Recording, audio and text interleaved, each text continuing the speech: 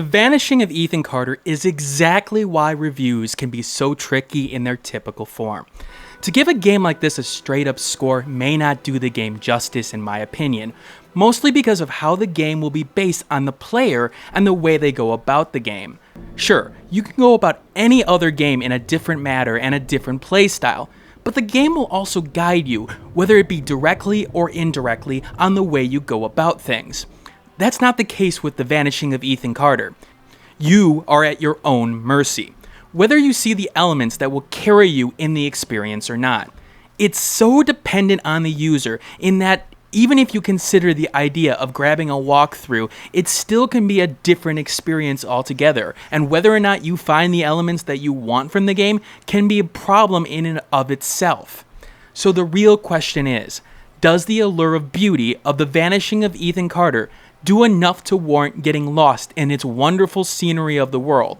Or will its lack of traditional gameplay and player guiding elements get people lost in the woods that it has created? Before I answer that question, you should know that this key was obtained from evolve.pr for the purposes of review for the PlayStation 4. Let's start with the basis of the story. You're a psychic detective, well basically, who's been called by a young boy named Ethan Carter to deal with some problems that are hanging over Ethan's remote village.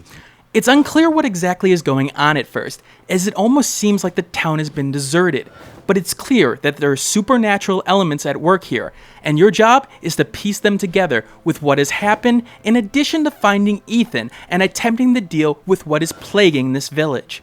The village, and in particular the older residents of the village, seem to be influenced by this evil presence to do its bidding, and it's unclear how to stop the events going on or what really needs to be done.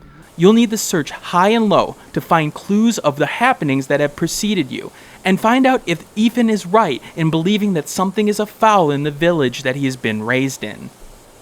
Now, the core of the story is why you'd want to play The Vanishing of Ethan Carter. The game constructs a story that's rather intriguing.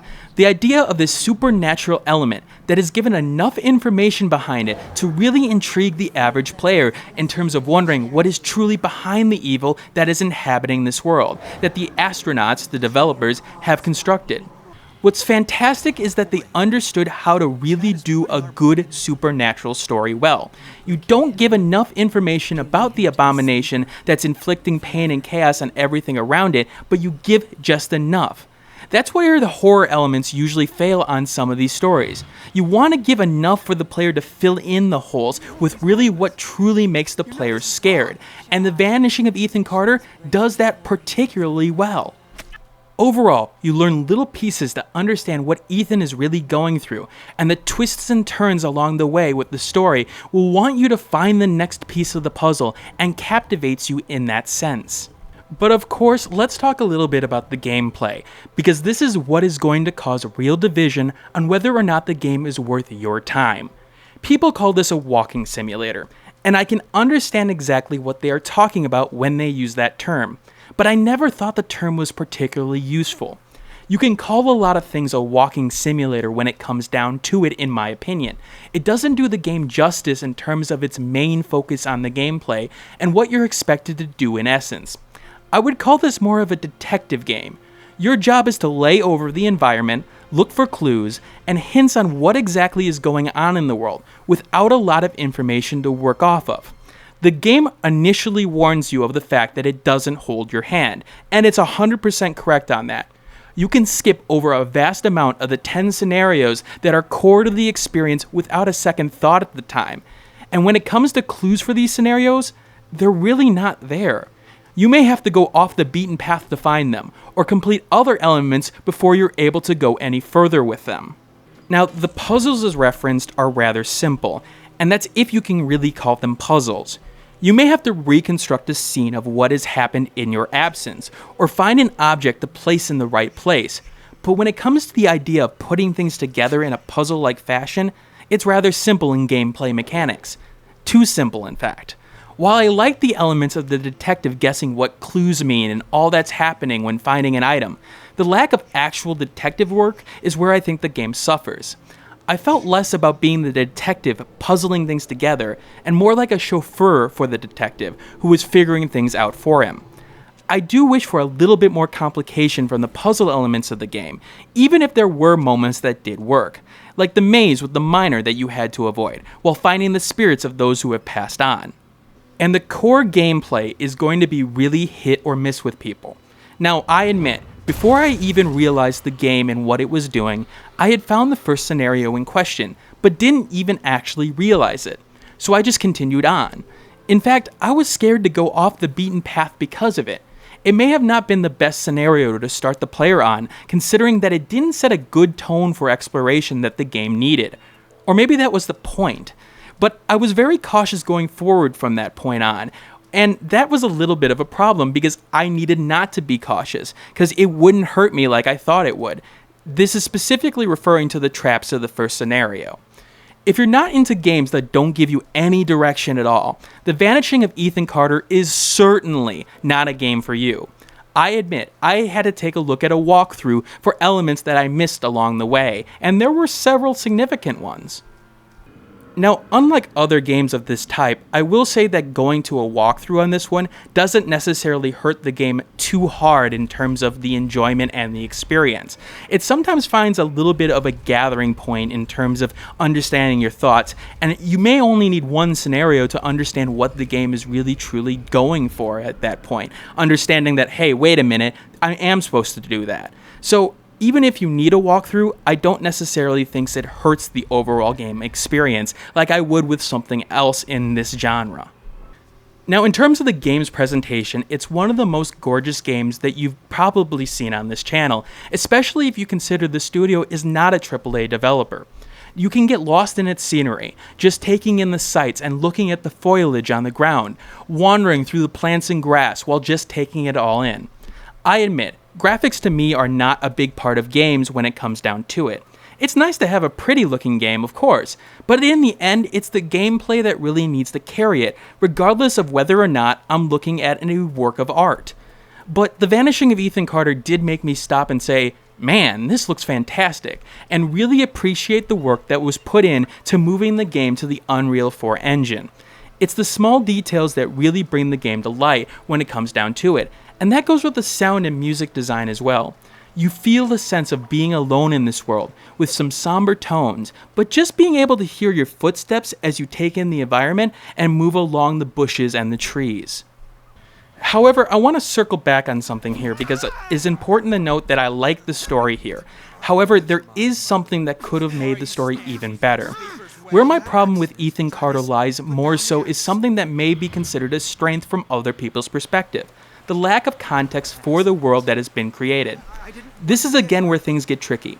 Objectively looking at this game from a different perspective, and knowing that letting the user run wild with their imagination of this world can be a strength, as I mentioned with the horror elements I mentioned before. But I think that only goes so far, and I do think there's elements missing here when it comes to world building. Now, you've seen up to this point that you can interact with certain elements of the environments and puzzles, and in essence, that's how you piece things together. But it's the lack of those elements outside of that in what I'm talking about here. Now look, you've created a story here that was intriguing, rather intriguing in fact, but I'd love to learn more about the world with little hints or pieces to really talk about the context it's in. Who these characters were from the perspective of those lives, a little bit of this village's history. Sure, you can get elements of that with things like the mining sections of the game or the power generator in terms of finding in-environment hints to give an idea of where this story truly came from. But I felt it was lacking here in terms of interactables, and in particular, smaller hints about what this world actually was. Stories of who these people were. You get that at the end of scenarios at times, but I felt that adding more in-game elements that rewarded exploration would have made a huge difference. Even if the idea was to let the imagination fill in the holes that were left, these holes were relatively big. They were rather big on some sections and some people in the game. And in particular, without spoiling any of the story, understanding how the story comes together could have been a pretty cool aha type of moment that really could have elevated the game's plot to the next level for me. And that's what leaves me at a crossroads when attempting to traditionally score this game. This game is a wonderful experience, with a strong story at its core that could have been more developed around the edges more, but led me to wanting to know the story more and the context that it was in. The game is beautiful, there's no doubt about that. But when it comes down to it, it's an experience that's so reliant on the player that attempting to fill in the shoes of all the players who'd play this game is almost impossible. Now, I'm going to give it a score. I do follow the TechRaptor guidelines when it comes to official reviews, but I'm going to be clear on the type of player that really will enjoy this game. I give the game a 7.5 out of 10, a very good score. It's a very good experience, and I enjoyed playing through the experience from start to finish, but I will say this. It's very clear that the game's shortcomings for certain people are going to make this game a nasty one for them. If you need guidance in the game, this isn't for you. If you're looking for anything in terms of puzzles and complexity, this game isn't for you. But if you're looking for a story, this is up your alley. If you're looking for a world to get lost in, this is up your alley. And if you're looking for experience that is something different from what you've experienced elsewhere, this is probably for you. Once again, this is Dragnix signing out, and I hope you guys enjoyed this review. I always like taking feedback, so any feedback regarding this review would be appreciated, so I can sort of refine my craft. Again, like, comment, subscribe, and I will leave the review to Metacritic down below. Alright, I will see you all later, and just enjoy games. Hey everybody, thanks for watching. If you like this content and want to see more of it, you may want to hit that subscribe button on the left hand side.